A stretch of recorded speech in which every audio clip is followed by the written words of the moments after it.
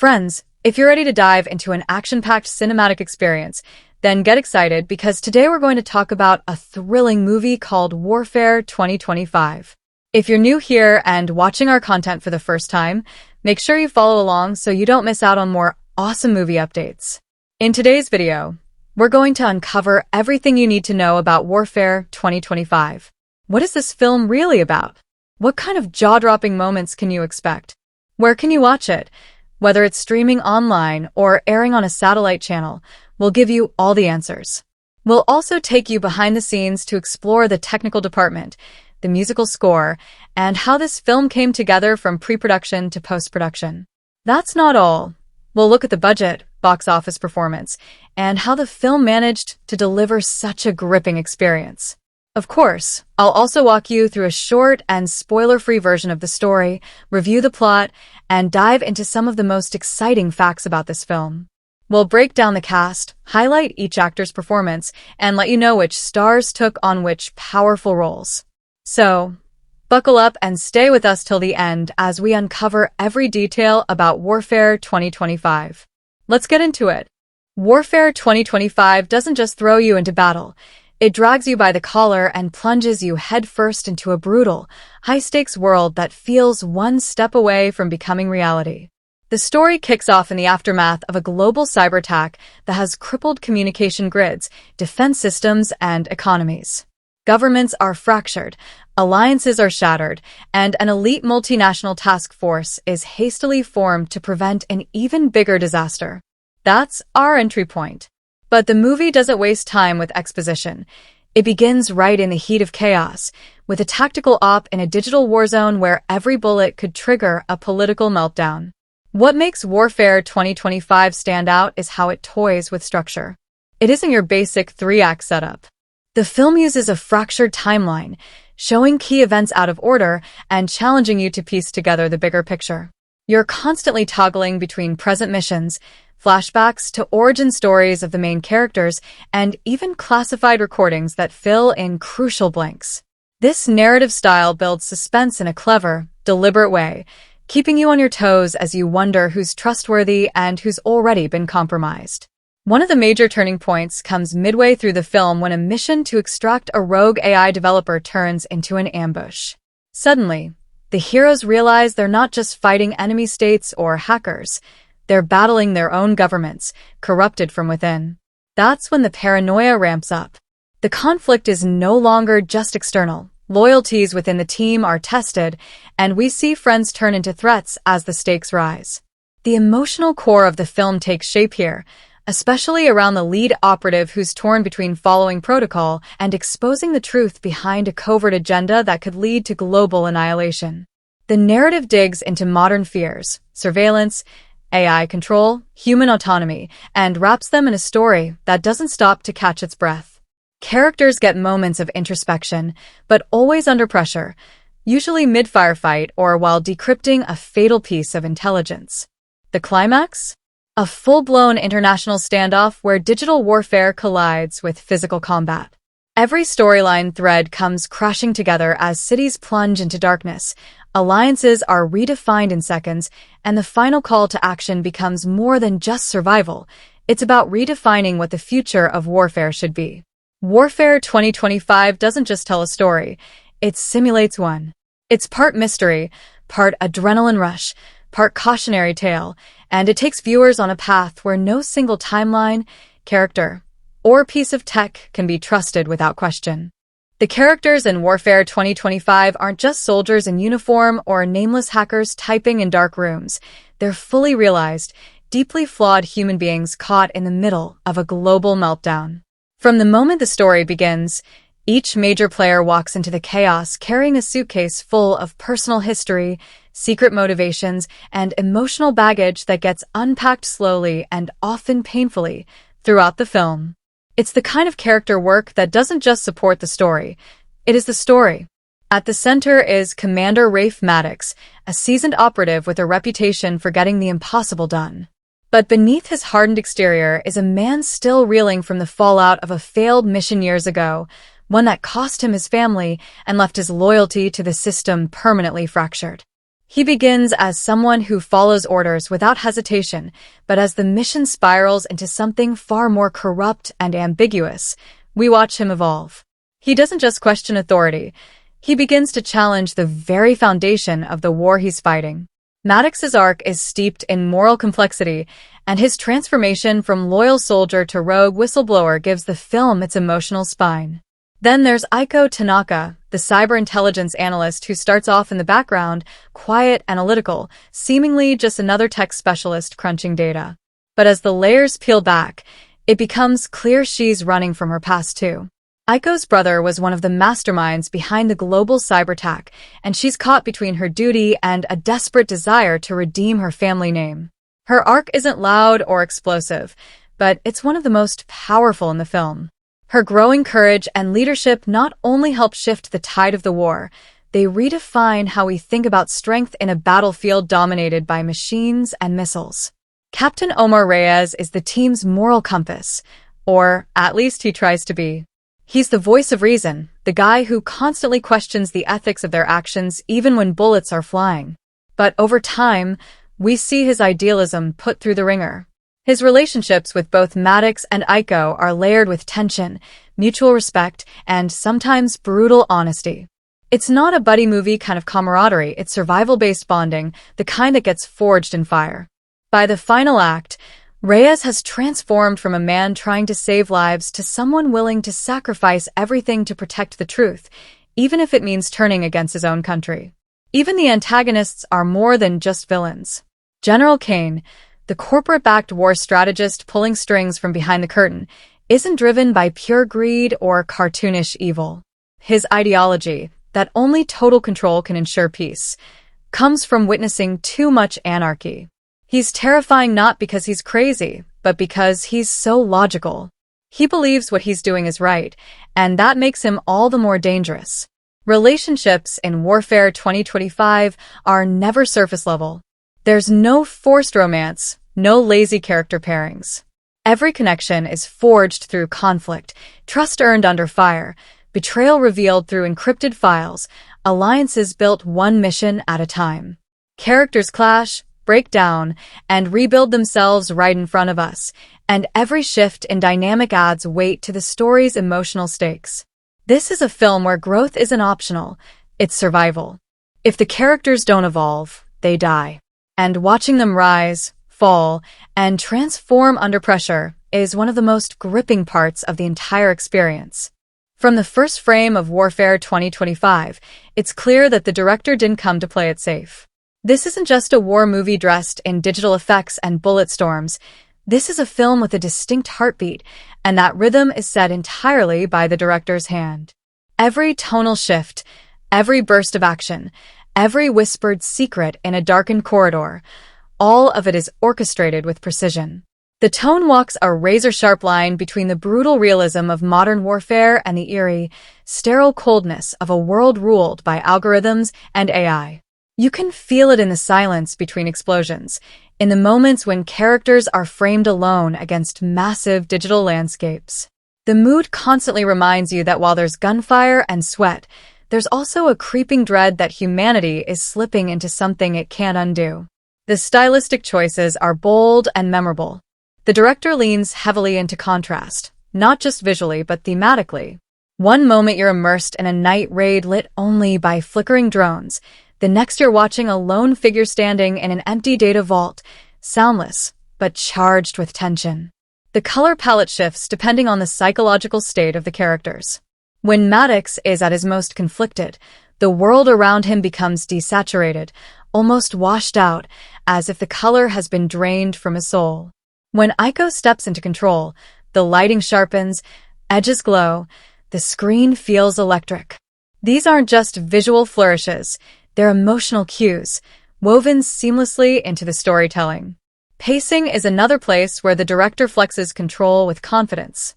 The film isn't afraid to slow down. In fact, some of the most suspenseful scenes are the quietest ones. A stare down in a bunker, a coded message unraveling on screen, two characters breathing heavily on opposite ends of a calm line. These slow burns make the action sequences land harder when they finally explode. And those action scenes? They're not messy, handheld chaos. They're surgically clean, with wide shots that don't just show you what's happening. They make you feel the geography of the battle.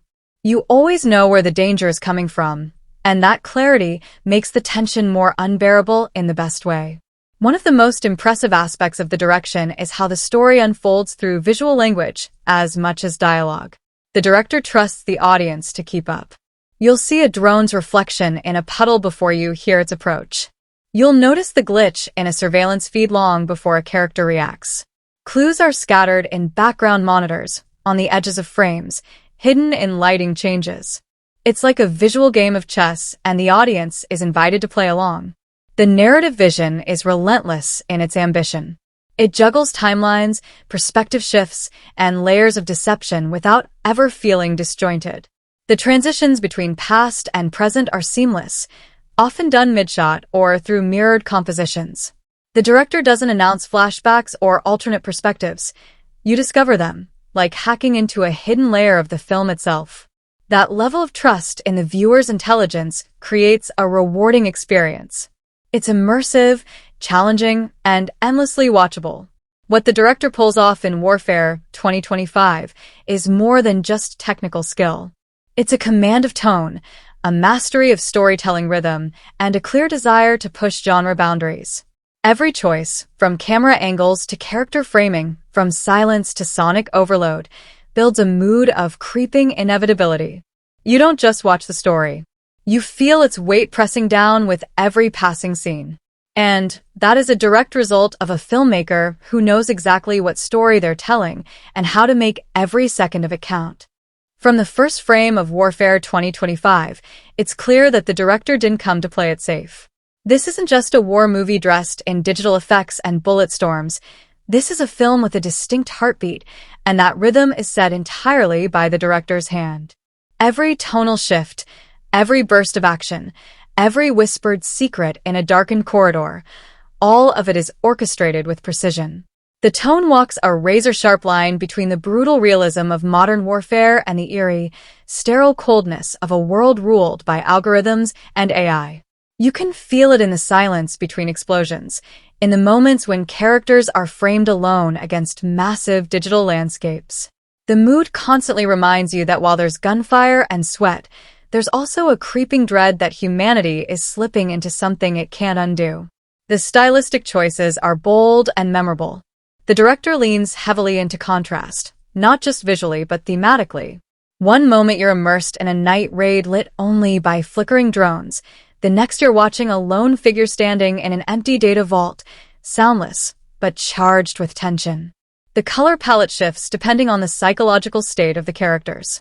When Maddox is at his most conflicted, the world around him becomes desaturated, almost washed out, as if the color has been drained from his soul. When Aiko steps into control, the lighting sharpens, edges glow, the screen feels electric. These aren't just visual flourishes. They're emotional cues, woven seamlessly into the storytelling. Pacing is another place where the director flexes control with confidence. The film isn't afraid to slow down. In fact, some of the most suspenseful scenes are the quietest ones. A stare down in a bunker, a coded message unraveling on screen, two characters breathing heavily on opposite ends of a calm line. These slow burns make the action sequences land harder when they finally explode. And those action scenes? They're not messy, handheld chaos. They're surgically clean, with wide shots that don't just show you what's happening. They make you feel the geography of the battle. You always know where the danger is coming from, and that clarity makes the tension more unbearable in the best way. One of the most impressive aspects of the direction is how the story unfolds through visual language as much as dialogue. The director trusts the audience to keep up. You'll see a drone's reflection in a puddle before you hear its approach. You'll notice the glitch in a surveillance feed long before a character reacts. Clues are scattered in background monitors, on the edges of frames, hidden in lighting changes. It's like a visual game of chess, and the audience is invited to play along. The narrative vision is relentless in its ambition. It juggles timelines, perspective shifts, and layers of deception without ever feeling disjointed. The transitions between past and present are seamless, often done mid-shot or through mirrored compositions. The director doesn't announce flashbacks or alternate perspectives. You discover them, like hacking into a hidden layer of the film itself. That level of trust in the viewer's intelligence creates a rewarding experience. It's immersive, challenging, and endlessly watchable. What the director pulls off in Warfare 2025 is more than just technical skill. It's a command of tone, a mastery of storytelling rhythm, and a clear desire to push genre boundaries. Every choice, from camera angles to character framing, from silence to sonic overload, builds a mood of creeping inevitability. You don't just watch the story. You feel its weight pressing down with every passing scene. And that is a direct result of a filmmaker who knows exactly what story they're telling and how to make every second of it count. The cinematography in Warfare 2025 isn't just eye candy, it's a storytelling weapon. The camera becomes a silent observer, a nervous participant, and sometimes a psychological mirror. It's constantly doing more than showing you what's happening. It's showing you how it feels. From the very first scene, the film's visual language pulls you into a world where nothing is stable, not the terrain, not the loyalties, and definitely not the perspective. Wide-angle drone shots glide over ruined cities, scorched forests, and fractured digital zones, setting the tone for a world on the brink. But it's not all big vistas and high-tech visuals. The cinematographer knows exactly when to zoom in tight, when to let the lens linger on the twitch of a soldier's eye, the shake in someone's hand, or the glitch on a monitor that might just mean something deadly. One of the signature moves in the film is the use of framing to isolate characters within chaos. In battlefield scenes, you often see a lone figure framed against burning wreckage or under the cold blue flicker of satellite feeds. It visually reminds you that even in this massive global conflict, every choice and consequence boils down to individual humans. These visual moments aren't just cool, they're heavy with meaning. The lighting plays a key role too. During stealth missions, shadows aren't just used for realism. They become characters themselves, looming over decisions and swallowing up hesitation. In interrogation scenes, the lighting is surgical, almost sterile, making everything feel colder, more clinical, and more terrifying. But when memories come into play, flashbacks, trauma, or emotional reveals, the lighting shifts to something warmer but blurred, like a memory caught in static. It gives those moments a haunting edge, as if the past is trying to rewrite itself. There are at least 3 jaw-dropping moments where the cinematography completely takes over the scene. One involves a firefight in a collapsing tech facility, where the only light comes from flickering emergency panels and the green haze of night vision. The camera moves in a continuous shot, weaving through debris and following characters without cutting away. It doesn't just showcase the action, it traps you inside it. Another unforgettable visual choice is a moment when Eiko is decoding a critical message inside a mobile command unit. The camera slowly rotates 360 degrees around her as lines of code begin to float across the glass walls of the room. It's a simple setup, but the effect is surreal. It feels like she's standing inside the mind of the machine, completely consumed by data. Color grading adds another layer to the atmosphere. The war zones are rendered in cool blues and metallic grays, making everything feel lifeless and drained. But whenever characters tap into real emotion, grief, guilt, resolve, the colors shift. Warm amber, rusty reds, even flashes of natural green filter in, breaking through the technological sterility like brief reminders of humanity. This isn't just pretty filmmaking, it's deliberate psychological signaling. And the way the camera captures tension is something else entirely. There are scenes with no score, no dialogue, just the soft hum of electronics and the slow, steady push of the lens toward a character's face. You feel the pressure mounting without anyone saying a word. In one unforgettable moment, the camera locks onto Maddox's reflection in a cracked screen while the real version of him moves in and out of focus in the background. It's not just visually arresting, it's a metaphor for his fractured state of mind, captured with zero exposition. Warfare 2025 uses cinematography like a pressure valve. It builds the atmosphere, tightens the suspense, and creates a visual rhythm that echoes the pulse of the story. It doesn't show you what's happening, It immerses you in it, scene after scene, frame after frame. Every shot is designed not just to look good, but to say something, to add emotional texture to a world built on steel, fire, and silence. The editing in Warfare 2025 feels like it was cut with a scalpel, not scissors, sharp, deliberate, and always with purpose. This isn't one of those films that hides behind quick cuts and flashy transitions to fake intensity. Here, every frame feels like it was handpicked for maximum impact. The rhythm of the film is a balancing act between chaos and control, and the editing walks that tightrope with confidence. One moment you're in the middle of a tactical assault with cuts so rapid they mimic the adrenaline in your veins, and the next you're suspended in eerie silence, staring at a character's face as the weight of a decision starts to crack them from the inside out. That kind of shift could feel jarring in lesser hands, but here it flows like water switching currents, always natural, always pulling you deeper in. What makes the pacing stand out is how it refuses to rush the important stuff. The film knows when to slow down, and it does it without losing tension. There's a sequence early in the second act where Aiko is sifting through fragments of corrupted data while the rest of the team prepares for a strike. On paper, that's just a tech scene, but the editing builds a cross-cutting rhythm between the silent mental struggle of decryption and the physical tension of a squad loading weapons in real time. The two timelines bleed into each other so perfectly that by the time the mission launches, your pulse is already racing, and nothing has exploded yet. That's the power of editing done right. It builds suspense in layers, not just with noise. Transitions are often visual puzzles. The editor uses reflections, screens, holograms, and motion tracking to slide you from one timeline to another without ever throwing you off balance. Flashbacks are rarely announced. They creep in naturally, stitched together by shared visual cues or overlapping sound design. One especially slick transition cuts from a gunshot echoing in the present to a distant thunderclap in the past, landing us in a battlefield memory without a single word or label. That's storytelling with confidence, trusting the viewer to follow the flow without being spoon-fed. The pacing also respects character development. It doesn't sacrifice emotional depth for action or vice versa. When Maddox finally confesses the true cost of a past mission, the film lets that moment breathe. The silence hangs. The camera holds. No montage. No music swell. Just the weight of time, uninterrupted.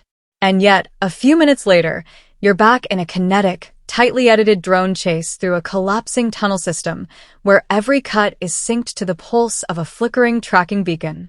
The shifts in rhythm don't slow the film. They make it pulse with life. If there's a stretch where the pacing dips, it's only because the story demands it.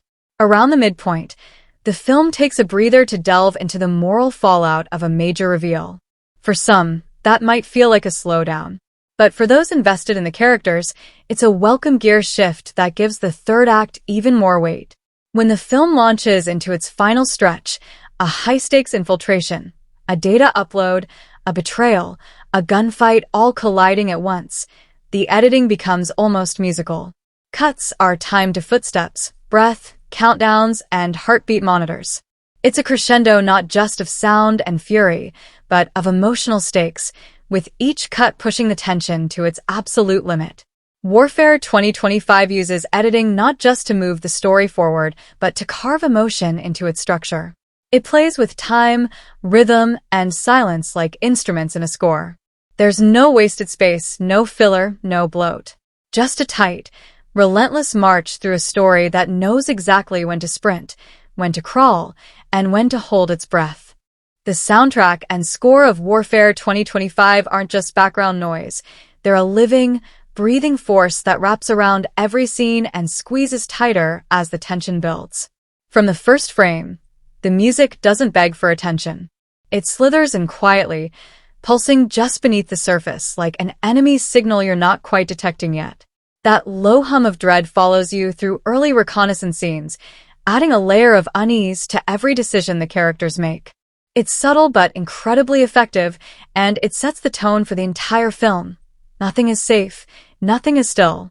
The score leans heavily into a hybrid of analog grit and digital sharpness. You'll hear synth lines that sound like corrupted data streams, backed by deep, droning bass that feels like it's vibrating through a war-torn city's infrastructure. But then, just when you're starting to adjust to that cyber-industrial soundscape, it'll throw in a distant cello or a mournful piano line, and suddenly the war feels personal. Those moments are where the film's emotional weight hits hardest. One recurring motif, an eerie, stuttered melody played on distorted keys, acts as a kind of memory trigger. It creeps in during flashbacks and moments of self-reflection, especially with Maddox and Aiko. Every time it resurfaces, it brings with it a wave of emotional history without the characters saying a word. What's brilliant is how silence is weaponized. The score knows when to vanish entirely, and those moments land like punches.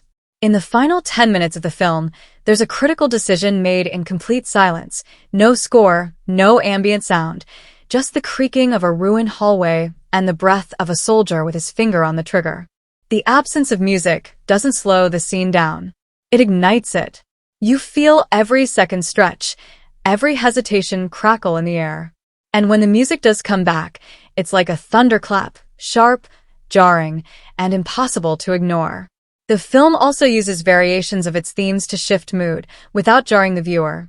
The main action theme, for example, appears in at least 4 different forms, once as a pounding battle anthem, again as a slowed-down echo during a tactical retreat, later as a soft, broken version in the aftermath of a loss, and finally, as a triumphant remix during the climax. That kind of thematic continuity weaves the story and score together, so tightly you barely notice the stitching. And when the credits roll, don't be surprised if the final track lingers in your mind like a memory you didn't realize you made. It's that kind of score, one that doesn't just support the film, but imprints itself on the narrative like emotional DNA. It's not overpowering. It doesn't demand the spotlight, but it's always present, always guiding your reaction whether you notice it or not. Whether it's ratcheting up the dread before a breach, softening the grief after a loss, or turning silence into suspense, the music in Warfare 2025 is a masterclass in restraint, precision, and emotional manipulation in the best way possible. Warfare 2025 might be built on explosions, drones, cyber warfare, and elite task forces, but underneath all that adrenaline-soaked spectacle is a razor-sharp exploration of some disturbingly relevant themes. This is a movie that doesn't just want to thrill you, it wants to haunt you a little, too. At its core, it asks a question that's as chilling as it is timely. What happens when the systems designed to protect us become the very thing that endangers us? One of the biggest themes is the illusion of control. Whether it's governments trying to manage rogue AI, soldiers attempting to navigate battlefields shaped by data, or operatives questioning who's actually pulling the strings, the film constantly circles back to this unsettling idea. No one is truly in control. There's a recurring motif of glitches, systems failing, algorithms misfiring, and each time, it's a reminder that even our smartest technologies are still built on fragile, human hands.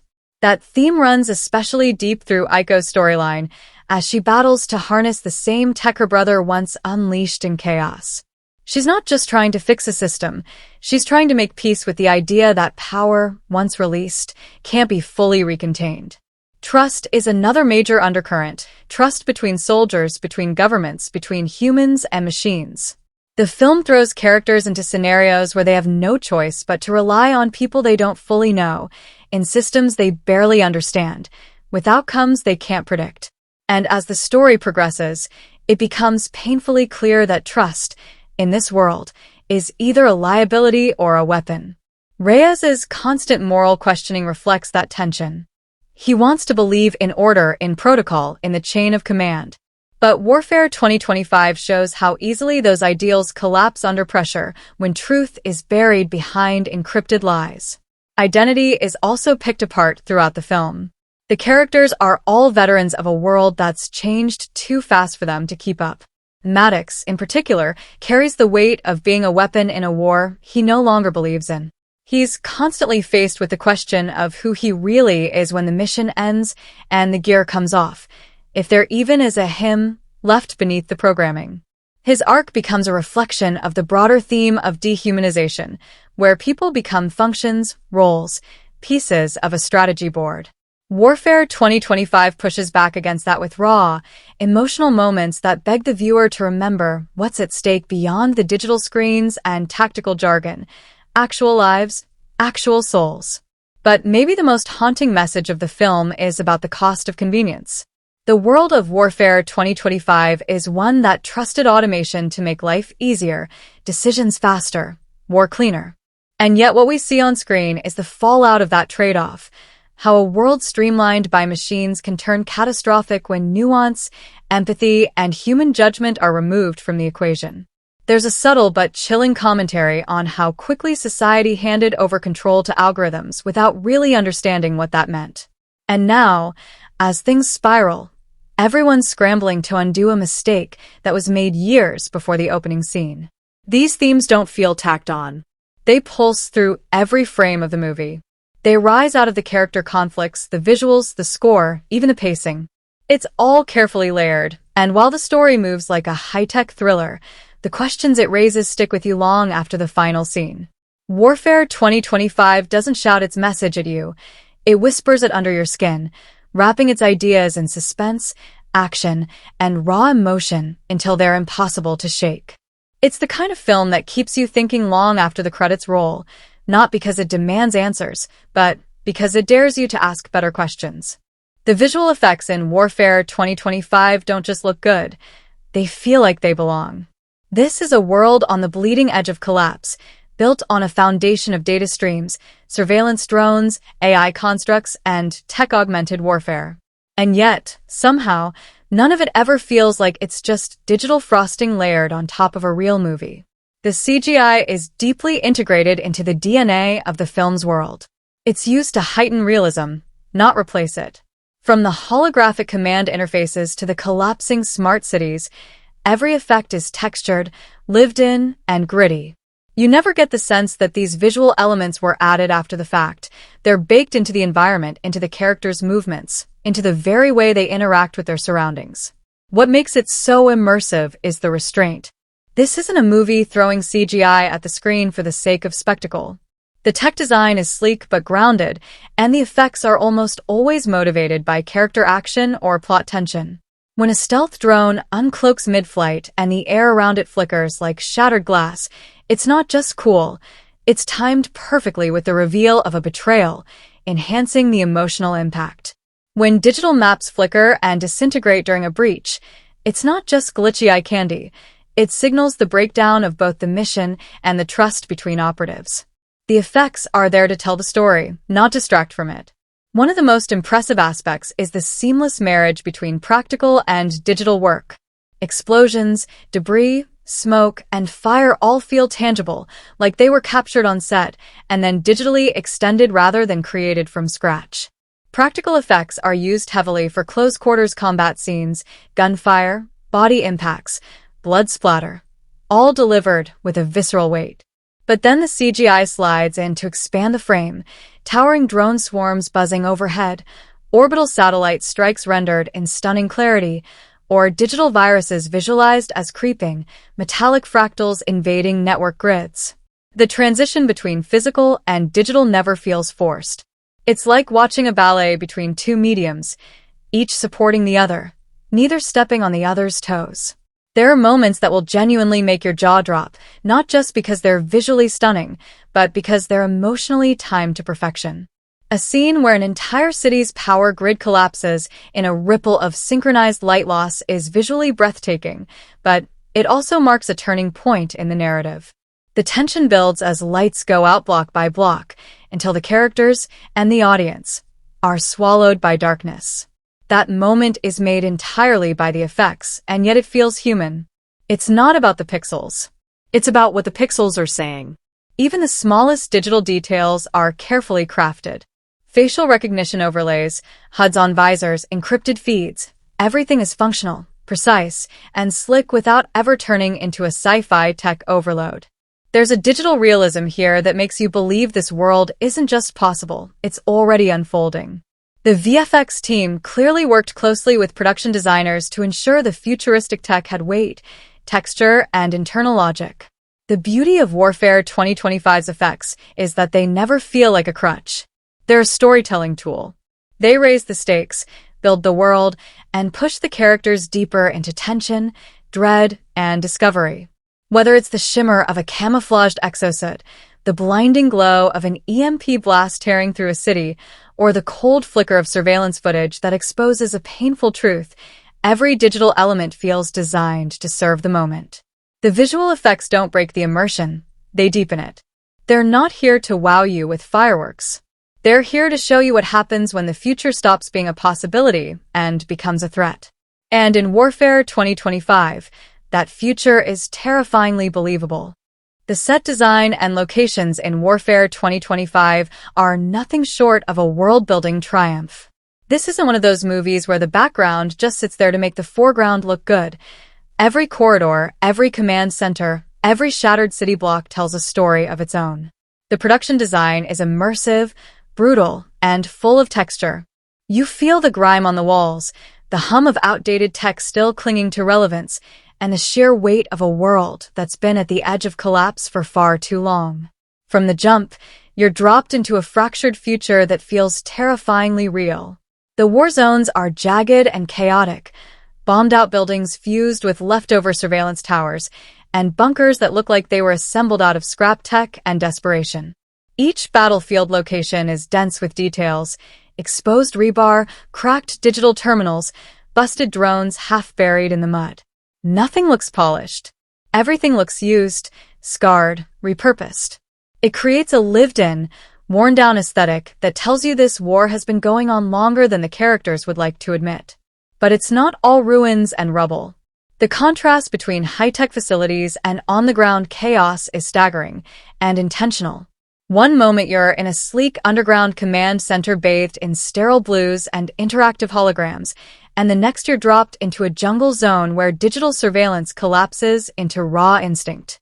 These shifts in environment keep the story constantly evolving.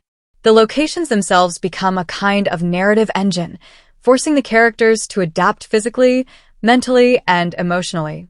The props and production details seal the deal. Weapons aren't shiny prototypes. They're battered, field-modified, and realistic. Tactical gear shows where tech consoles flicker with static, and medical stations are cluttered with used supplies and shattered tablets. Even the food rations and data cartridges look designed with functionality in mind. It's the kind of prop work that doesn't scream for attention, but sells the universe from every angle. One of the standout sets is the abandoned comms outpost deep in the forest, a pivotal location midway through the film. Overgrown with vines, but still humming faintly with corrupted data streams, it perfectly captures the film's collision of nature and machine, of forgotten technology lurking beneath the surface. The way the team explores the outpost, discovering messages left behind and piecing together what happened, adds emotional weight to the location. It doesn't just look good, it matters to the plot. Urban environments are also brilliantly executed. One city sequence unfolds in a quarantined tech district where the skyline is dotted with broken billboards frozen in glitch loops, and the streets are lined with barricades made from old delivery drones. There's a story baked into every wall, every street sign, every flickering panel. It gives the impression that this future didn't happen all at once. It decayed in stages, with every setting showing a different layer of that downfall. And let's not forget the mobile war room, the film's roving nerve center. It's a genius piece of production design. Compact but complex, it's outfitted with sliding monitors, fold-out holotables, and portable encryption towers. It constantly moves with the characters, evolving like a character in its own right, tightening as tensions rise, and becoming more claustrophobic as the mission spirals out of control. Everything in Warfare 2025 is grounded in a cohesive visual language. There's a consistency to the world, from the blinking command lights to the dust on the digital dog tags, and it makes every location feel like it belongs. The environments don't just support the action, they elevate it. They're not just backdrops, they're battlegrounds for memory, trust, betrayal, and survival. And every time the setting shifts, it's not just a change of scenery, it's a shift in tone, momentum, and stakes. The production design wraps around the characters like the war itself. never letting them forget where they are or what they've lost.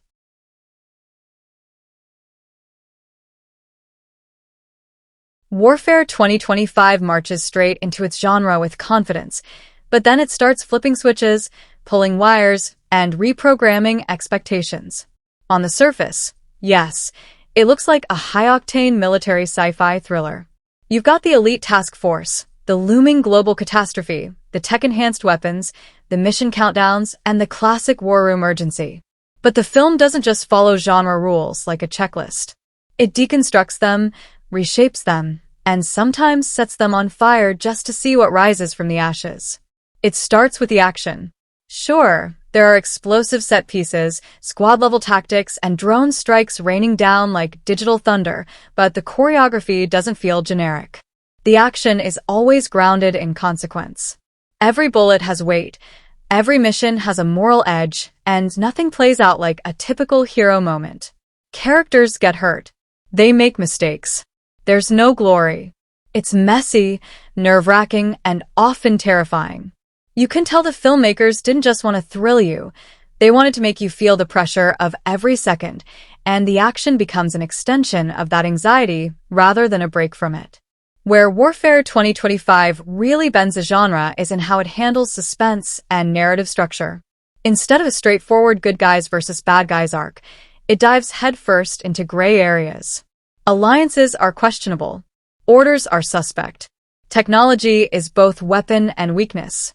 The film constantly keeps you guessing, layering misdirection and ethical landmines into the plot so the real enemy is never obvious until it's too late. That's not just a twist, it's a thematic subversion. In most war movies, you know who you're rooting for.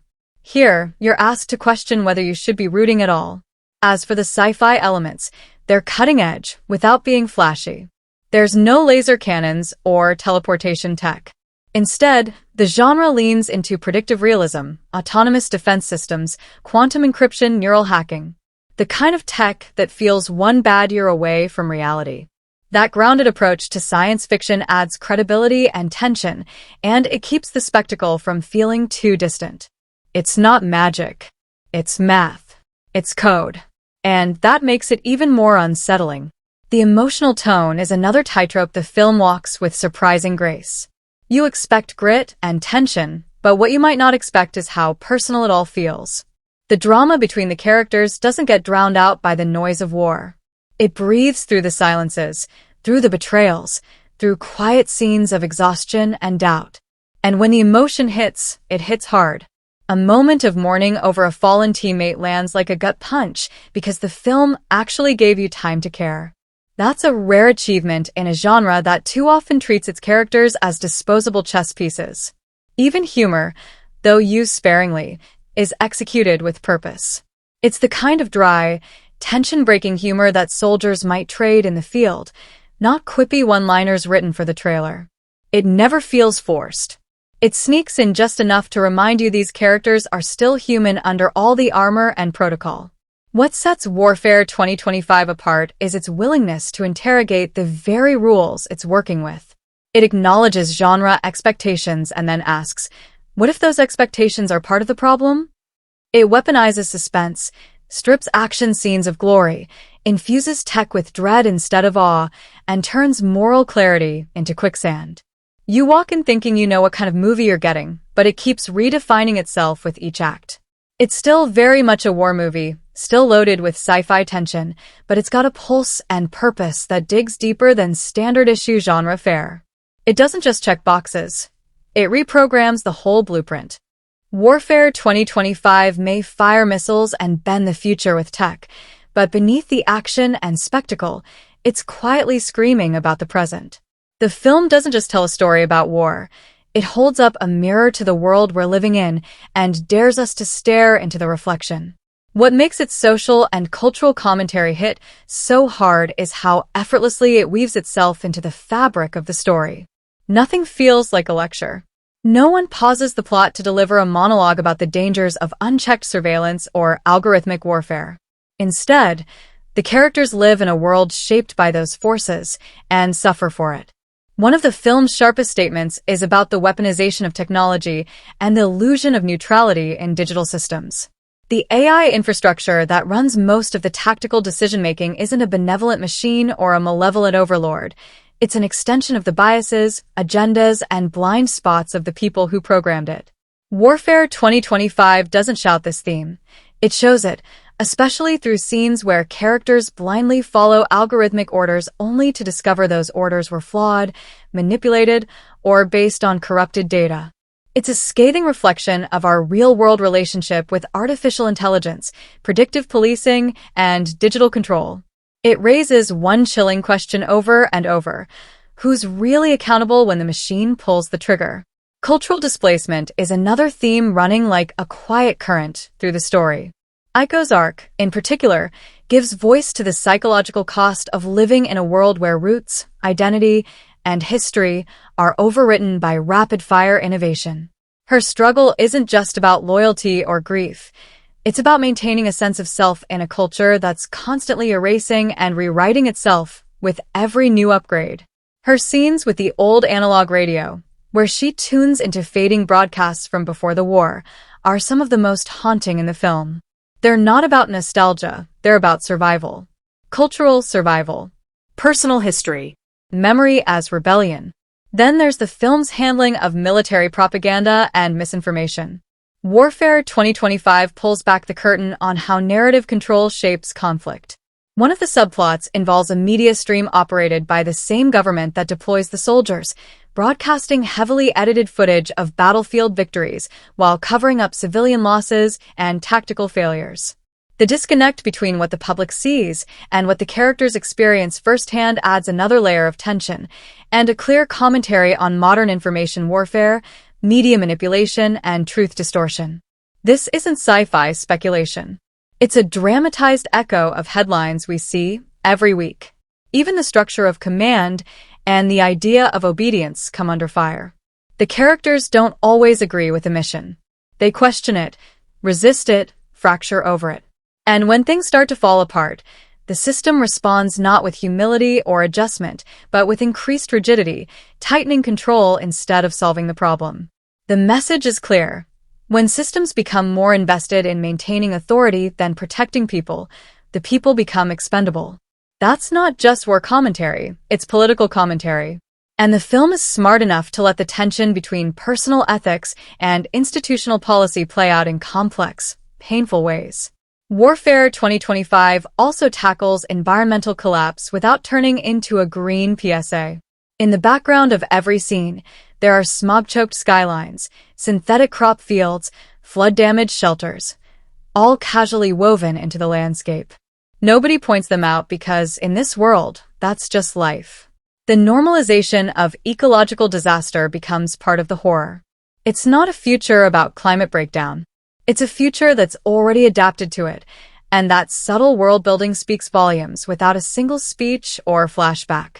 What makes all of these messages land is that they come through character experience, not exposition. The film respects its audience enough to show rather than tell, to let us feel the consequences rather than spell them out. The social and cultural critiques in Warfare 2025 are not just intellectual. They're emotional, immediate, and sometimes deeply uncomfortable. They don't break the story. They are the story, stitched into every decision, every betrayal, every silence. It's the kind of commentary that doesn't end when the movie does. It lingers, like the sound of a drone just out of sight. Warfare 2025 doesn't just want you to watch. It wants you to feel like you're trapped in the same collapsing future as its characters. The film grabs hold of your nerves early and never quite lets go, but what really sneaks up on you is the emotional residue it leaves behind. This isn't just a pulse pounder with drones and detonations. It's the kind of experience that burrows under your skin. One moment you're gripping the edge of your seat as a mission spirals into chaos, and the next you're unexpectedly silent, watching a soldier crumble under the weight of a single decision.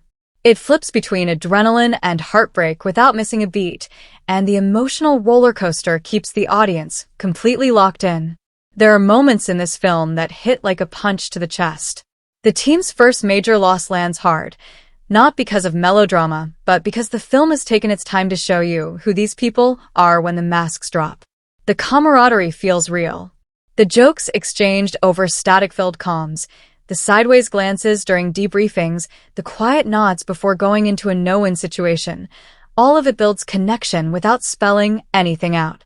So when something breaks, it doesn't just affect the characters.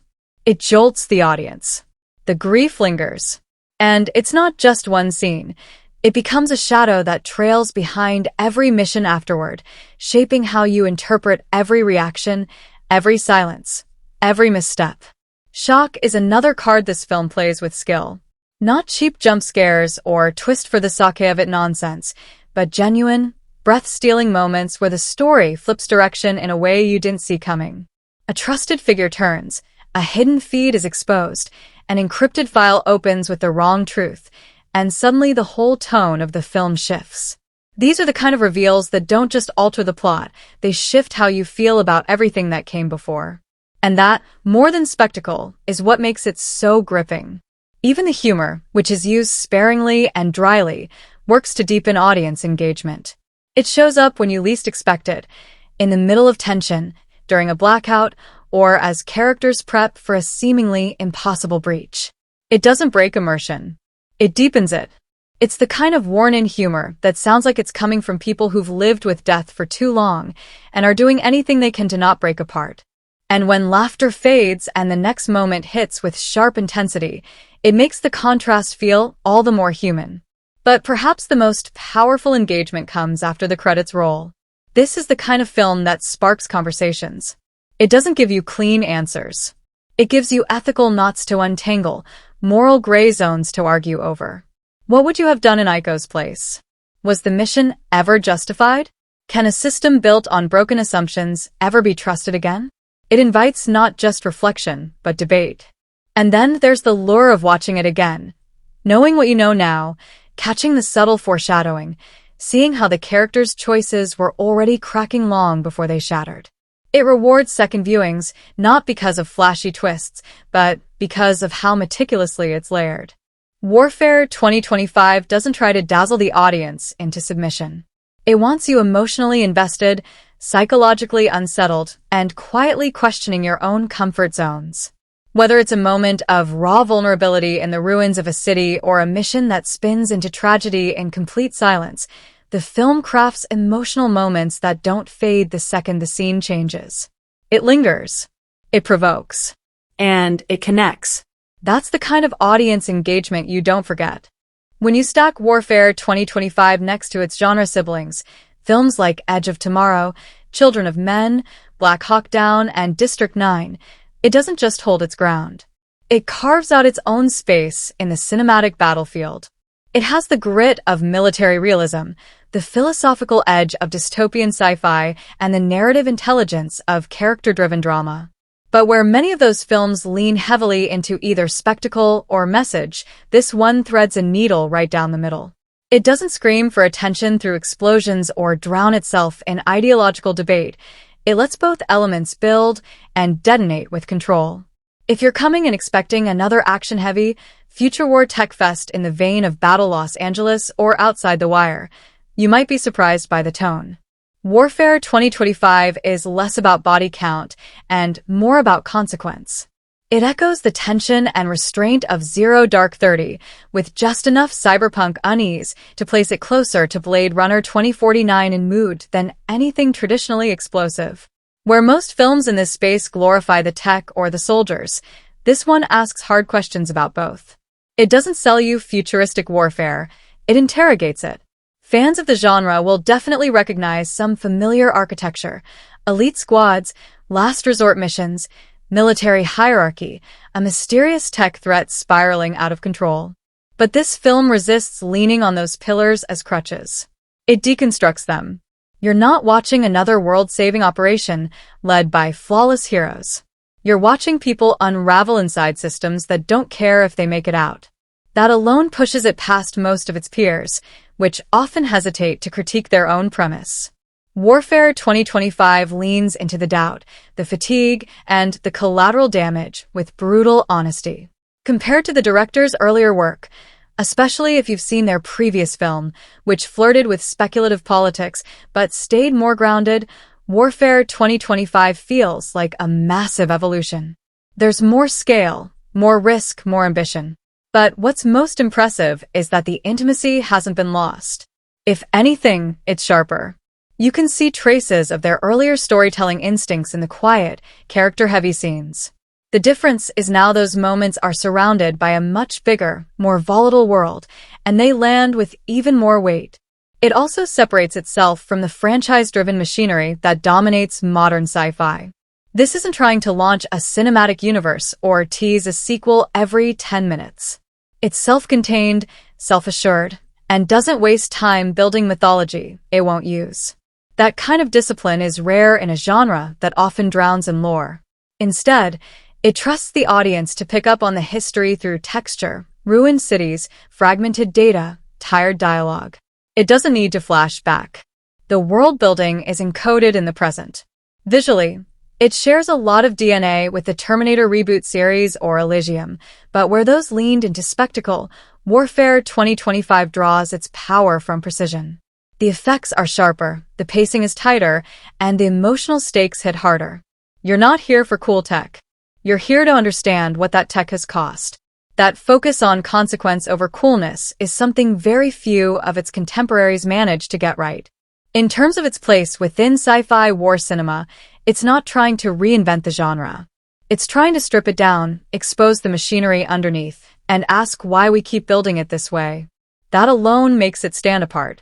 It shares genre DNA with a dozen other films, but it mutates it, pushes it, and ultimately delivers something that feels at once familiar and uncomfortably new. It doesn't copy the blueprint. It redraws it in war paint and cracked glass. Warfare 2025 doesn't just fire bullets and deploy tech. It plants symbols in nearly every frame like mines waiting to go off in your subconscious. This is a film that thrives on layers. Beneath the tactical maps, encrypted transmissions, and cybernetic gear, it's quietly telling a second story, one made of recurring imagery, loaded metaphors, and visual cues that deepen everything from its character arcs to its central themes. It's the kind of movie that rewards attention, where a flickering screen or a half-buried object in the dirt says more than a dozen lines of dialogue ever could. One of the most potent recurring motifs is the fractured mirror, or more broadly, broken reflections. You'll notice how often characters catch distorted glimpses of themselves in cracked monitors, fogged visors, shards of glass. Even surveillance drones occasionally display brief, glitched reflections of their targets. This isn't just a cool visual trick, it's a metaphor for fractured identity and moral ambiguity. In a world where soldiers are fed filtered data and missions are shaped by manipulated truths, no one's image is whole. The reflection is never clear. The mirror motif hammers home that every character, no matter how composed on the surface, is fractured beneath. Another layered metaphor woven through the film is light. More specifically, the controlled flickering of light in moments of emotional or ethical collapse.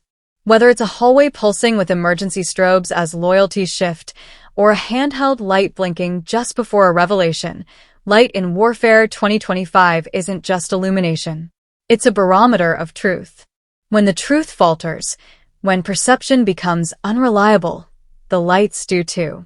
You don't even register it at first, it just feels like atmosphere, but over time you start to recognize the pattern. The film is using visual rhythm to mimic psychological disorientation. The virus metaphor also threads deeply through the film's subtext. Yes, there's an actual digital virus that compromises systems. But the film treats it like something far more insidious, an idea, a doubt, a crack in the armor of certainty. The virus spreads not just through code, but through people, through betrayal, through ethical compromise, through the breakdown of belief in the chain of command. Maddox's arc in particular becomes a walking embodiment of this metaphor. He starts as solid protocol, pure mission, all precision.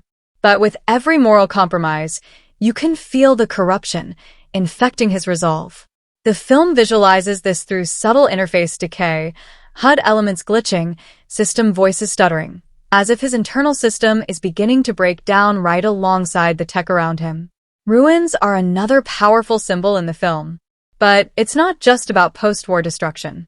What the film really lingers on are the ruins of intent, the shattered shells of places that once had purpose, a school repurposed as a bunker, a church converted into a drone station, a peace monument now cracked and spray-painted with target data. These aren't just backdrops. They're living commentary. They visually ask, what happens when ideals are repurposed into war tools? When belief systems are weaponized? The setting is more than dystopian. It's disillusioned. These aren't just ruins of architecture. They're ruins of hope. Even the use of birds, rare in this kind of film, is symbolic. A single bird appears in 3 major scenes. Once during a failed extraction, once in a flashback, and once in the final frame. It's never named, never explained. But its presence contrasts harshly with the digital world around it. The bird becomes a symbol of life untouched by the war, or perhaps a marker of freedom no longer accessible to those inside the system. It's small, fleeting, almost insignificant, but its reappearance creates emotional gravity every time it shows up. The film also plays with circularity. From mission structures to character arcs, there's a repeating cycle that mirrors the larger theme of history repeating itself. A character's final decision echoes a choice made decades earlier by a mentor figure, almost shot for shot. At first it feels like coincidence. Then it feels like fate. Then it becomes clear. It's the system replicating itself, trapping people inside loops of war and regret. The visual structure reflects this too, with several scenes beginning and ending in nearly identical compositions, but with key emotional shifts that show how nothing truly stays the same. Symbolism in Warfare 2025 doesn't yell at you. It's quiet, persistent, and deeply woven into the language of the film. It doesn't pause to explain its metaphors. It lets them hover like drones in the periphery, always watching, always enhancing.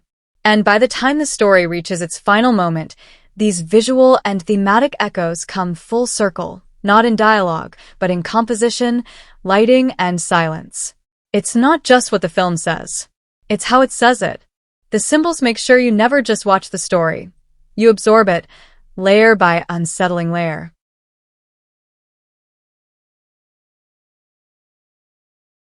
Warfare 2025 doesn't arrive in a vacuum.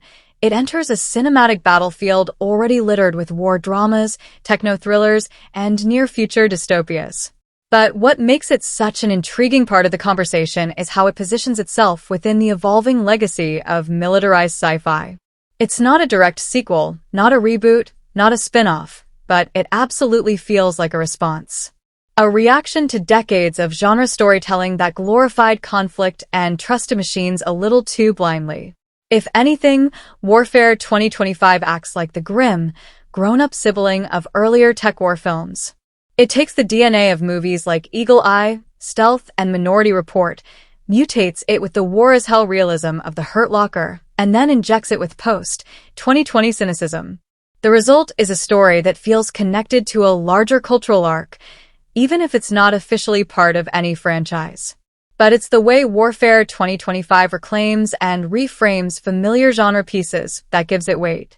Instead of following the typical lone hero against the machine formula, it builds a team narrative that fractures under the strain of ethics, disinformation, and blurred loyalties. In doing so, it echoes themes from earlier genre entries, surveillance paranoia, dehumanized combat, command breakdown, but it digs deeper. Where earlier films often posed what-if questions, this one leans into what now? What now that we've crossed certain lines? What now that the system no longer asks for permission, only confirmation? And if you squint, you can almost see Warfare 2025 functioning as the shadow continuation of other speculative futures. The rise of drone warfare, AI decision-making, predictive defense systems, it's all a logical next chapter in a cinematic timeline that started decades ago. It doesn't feel like it's trying to start a franchise, but it absolutely feels like it belongs to a larger mythos of war cinema. A kind of spiritual sequel to the fears that movies like War Games, Terminator, and Enemy of the State warned us about. Only now, the warnings are obsolete because the danger isn't coming. It's already here. What's also fascinating is how the film uses historical war aesthetics to deepen its own context. Even though it's set in the near future, there are visual and thematic callbacks to past wars. World War II bunkers repurposed for tech operations, Cold War-era rhetoric layered into mission briefings, soldiers quoting obsolete field manuals like gospel. These aren't just set dressing, they're symbols. The future this film imagines isn't brand new. It's a patchwork of old wars, updated with digital dread. It suggests that history doesn't die in this world. It gets recycled, rebranded, and weaponized all over again. And let's not ignore how Warfare 2025 functions as a cultural artifact of its own time. Though fictional, it feels so rooted in real-world tensions, AI ethics, cyber attacks, drone accountability, data manipulation, that it could be screened in a political science lecture and still spark debate. You could swap out the fictional nations and military acronyms, and the core story would still resonate because its foundation is made of today's anxieties. That blend of speculative fiction and eerie plausibility gives it the kind of historical relevance that's usually reserved for films that explicitly are historical. It's a future film built on present truths and past mistakes. So whether or not Warfare 2025 ends up with a sequel or becomes the foundation of a larger cinematic universe, it already feels like a culmination. A chapter that takes all the tropes and assumptions of military sci-fi and pushes them into their most logical and most unsettling form. It's not just what happens next in a fictional timeline. It's what happens when history stops teaching and starts repeating with smarter weapons and dumber decisions. Warfare 2025 was never trying to be the biggest movie of the year, but it somehow ended up feeling like one.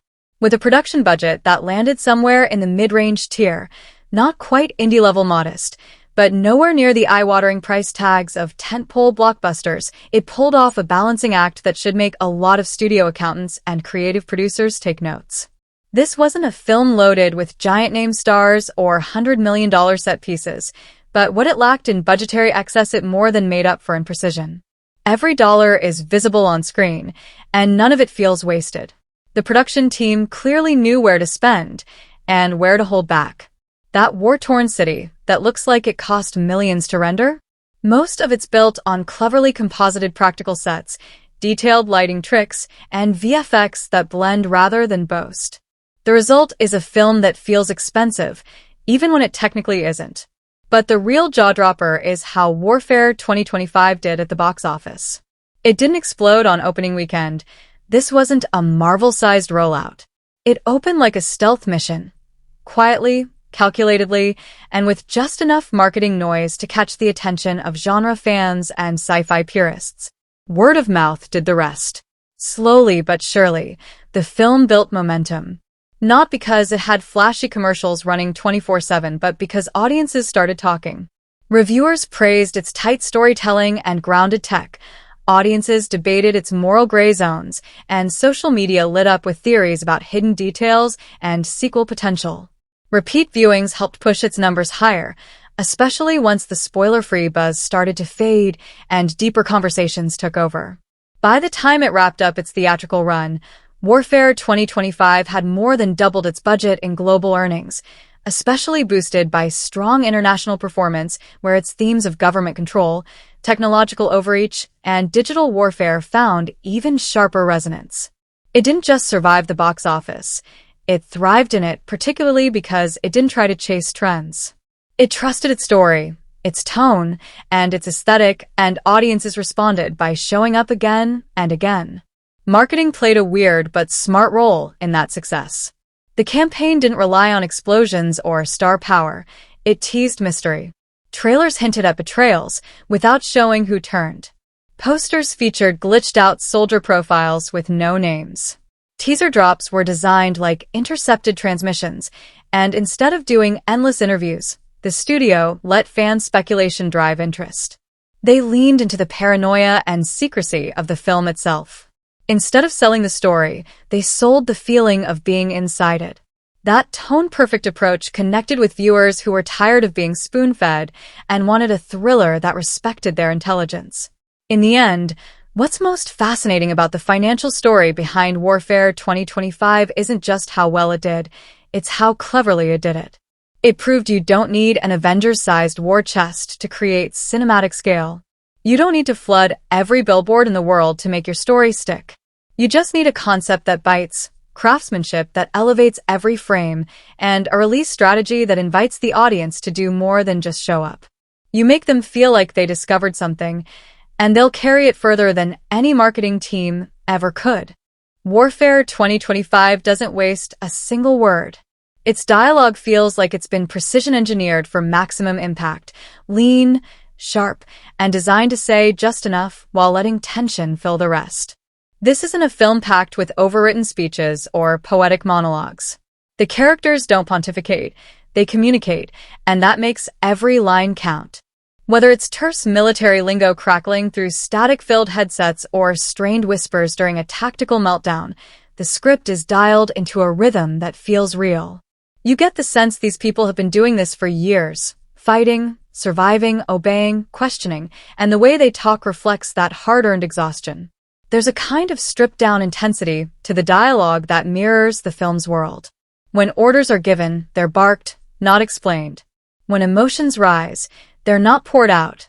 They leak through tight voices and half-finished sentences. One of the film's most impactful conversations happens in near silence, where a single line, "You uploaded the wrong file," carries more narrative weight than an entire scene of exposition ever could. It's not what's said, it's what isn't said that often leaves the biggest impression. But just because the dialogue is minimalist doesn't mean it's forgettable. In fact, some of the sharpest, most memorable lines hit with surgical precision. There's a moment in the second act where Maddox, facing a mission that's clearly gone sideways, mutters, "We're not soldiers anymore. We're signatures on someone else's code." It's one of those lines that doesn't just sound good. It sums up the entire film. In that one sentence, you get the loss of agency, the creeping dread of automation, and the bitterness of being a pawn in a system far bigger than you ever signed up for. The best scripts find ways to encapsulate themes in character voice, and Warfare 2025 does that without showing off. And then there's Aiko's dialogue, low-key some of the most emotionally resonant writing in the film. She's a character who internalizes more than she speaks, but when she does talk, it's like the script has been saving emotional currency for the perfect moment. In a quiet scene near the third act, she says, "You don't bury people anymore. You archive them." It lands like a knife. That one line rewires your understanding of her trauma, the world's tech-heavy dehumanization, and the brutal normalization of loss in this future. No yelling, no tears, just words, chosen with deadly intent. There's also a healthy dose of dry, soldier-born wit sprinkled throughout the script. Not the Marvel-style quips that stop the scene cold, but the kind of tired, gallows humor that keeps people from falling apart under pressure. You'll hear lines like, "If we're still breathing in 10 minutes, I'm buying the next blackout ration," or "The drones got better instincts than half our team," delivered with a kind of deadpan that says this isn't a joke, it's survival. That tone grounds the script and keeps the world believable even in its most high-concept moments. The script also plays with repetition in clever ways. Certain phrases echo across scenes, confirm authorization, objectives still valid, system override, that start as sterile protocol but take on darker, more ironic meanings as the story unfolds. By the final act, hearing those same lines triggers something different in the viewer. What started as background noise becomes emotionally loaded. That's a sign of writing that understands rhythm, payoff, and thematic reinforcement. Even silence in Warfare 2025 feels scripted. The pauses are purposeful. The moments when someone almost says something and then stops, those are as revealing as the dialogue itself. In a world overrun by communication networks and data streams, the moments when characters refuse to speak are deafening. So, if you're the kind of viewer who loves a script that respects your intelligence, that slips meaning between the lines and builds character through voice rather than exposition, Warfare 2025 is loaded with material to chew on. Its dialogue doesn't shout to be remembered. It embeds itself quietly, waiting to echo in your head long after the final signal fades out. If you're ready to dive into Warfare 2025, the first thing to know is that this movie was crafted for the big screen experience. It originally hit theaters with a carefully timed rollout designed to maximize its tense atmosphere and immersive visuals. Watching it on the big screen is almost mandatory if you want to fully appreciate the gritty details of those war-torn landscapes, the subtle flicker of digital interfaces, and the claustrophobic tension that the director meticulously built with every frame. The sound design alone, from the distant hum of drones to the crackle of comms chatter, is engineered to wrap around you in a way that smaller speakers just can't replicate. However, if catching it in theaters isn't possible or you prefer the comfort of your own space, Warfare 2025 quickly found a home on several major streaming platforms shortly after its theatrical run. This move was smart because it opened the door for a broader audience to engage with the film's layered storytelling and complex themes at their own pace. Streaming gives you the chance to pause and rewind those quieter moments where so much of the subtext hides, or to binge-watch with friends and unpack the ethical dilemmas over discussion. For those who want the best possible home experience, digital rental or purchase in high-definition formats is the way to go. Watching Warfare 2025 on a high-quality 4K TV with a surround sound system is where the film truly shines outside the theater. The sharpness of the visuals brings out all the intricate production design, from the grime on the tech consoles to the subtle expressions of the cast. The layered soundscape, the clicks, the static, the faint mechanical whirring, creates an atmosphere that pulls you in deeper than you might expect for a war thriller. If you're the type who loves collecting physical media, limited edition Blu-rays or special collector's sets of Warfare 2025 often include behind-the-scenes featurettes, director commentary, and concept art galleries. These extras add an extra layer of appreciation by showing how much craftsmanship went into building this world. It's the kind of content that enriches repeat viewings, giving you insight into how the film's themes and technical achievements came together. No matter how you choose to watch, the key is setting the right mood. This is a film that rewards focus and atmosphere. Dim the lights, turn off distractions, and let the sound envelop you. Whether in a packed theater, a late-night streaming session, or a cozy home viewing with friends, Warfare 2025 is best experienced when you can really sink into its world, when you can feel the tension, the isolation, and the slow unraveling of trust and technology that drives the story forward. So, whether you're hunting for that cinematic adrenaline rush or looking for a deep dive into a near future that feels uncomfortably possible, Warfare 2025 has you covered. Just pick your platform, buckle up, and get ready to be pulled into a future where every decision counts and every shadow could be watching.